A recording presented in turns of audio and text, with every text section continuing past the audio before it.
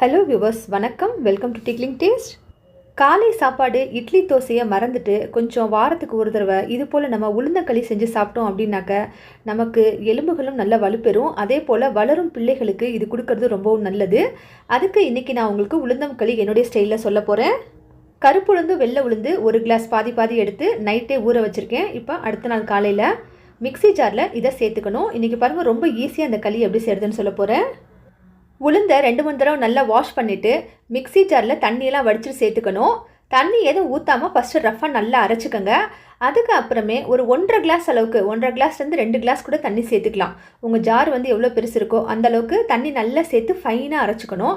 Consistency பார்த்திங்கன்னா இந்த மாதிரி இருக்கணும். இந்த மாதிரி நமக்கு இருந்தால் தான் நமக்கு களி கிண்டும் போது ரொம்ப கை வலிக்காமல் இருக்கும். இப்போது ஒரு வாணலில் 2 டேபிள் ஸ்பூன் அளவுக்கு நெய் சேர்த்துக்கோங்க.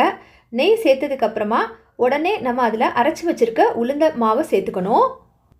மீடியம் ஃப்ளேமில் வச்சுட்டு கைவிடாமல் கிண்டிக்கிட்டே இருக்கணும். இது கை வலிக்காதா அப்படின்னாக்கா ஓரளவுக்கு வலிக்கும். பார்த்திங்கனாக்கா நம்ம ரொம்ப கெட்டியாக மாவு அரைச்சி போடுறோம் பார்த்திங்களா, அது ரொம்பவே நமக்கு கை வலி கொடுக்கும். இது பார்த்திங்கனாக்கா ரொம்ப வலி இருக்காது. பார்த்திங்கன்னா ஒரு 10 நிமிஷத்தில் அந்த களி நமக்கு ஆகிடும். கொஞ்சம் களி கெட்டியாகிக்கிட்டே வரும்போது மீடியம்லேருந்து அப்படியே லோ ஃப்ளேமில் குறைச்சி ஒரு 10 நிமிஷம் அளவுக்கு நல்லா கிண்டுங்க. நல்ல புடுன்னு பார்த்திங்கன்னா முட்டை மாதிரி வரும். அதுக்கப்புறமே நீங்கள் சர்க்கரை, கொஞ்சோண்டு உப்பு, நீங்கள் என்ன நாட்டு சர்க்கரை வச்சுருந்தீங்கன்னா நாட்டு சர்க்கரை, இல்லை வெல்லம் இருந்தால் வெல்லம், எது வேணாலும் சேர்த்துக்கலாம். நான் இந்த மாதிரி தான் செய்வேன். எனக்கு இது ரொம்ப ஈஸியாகவே இருக்கும் காலை டைமில் செய்கிறதுக்கு. சர்க்கரை சேர்த்துட்டு அதுக்கப்புறம் 2 பிஞ்ச் அளவுக்கு உப்பு சேர்த்துட்டு நல்லா மிக்ஸ் பண்ணி விடணும் லோ ஃப்ளேம்லேயே.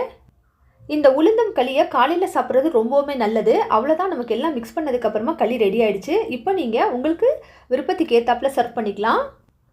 பொதுவாகவே நம்ம நடுவில் ஒரு ஓட்டை போட்டு அதில் நெய் ஊற்றுவோம். நான் கொஞ்சம் வித்தியாசமாக பிள்ளைகளுக்கு இது போல் தான் கொடுப்பேன். பவுலில் போட்டுட்டு மேலே பார்த்திங்கன்னா சர்க்கரையை தூவி விட்டு அது மேலே 1 டீஸ்பூன் அளவுக்கு நல்லா நெய் போட்டுட்டு கொடுத்தோம் அப்படின்னாக்கா அவங்க ரொம்ப ஆசையாக சாப்பிடுவாங்க.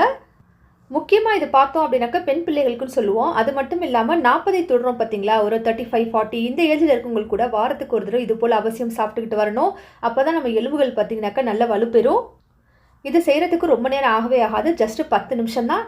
ஏற்கனவே நம்ம நெய்யும் சர்க்கரையும் போட்டனால கடைசியாக லைட்டாக போட்டுட்டு சாப்பிட்டோன்னா ரொம்ப டாப்.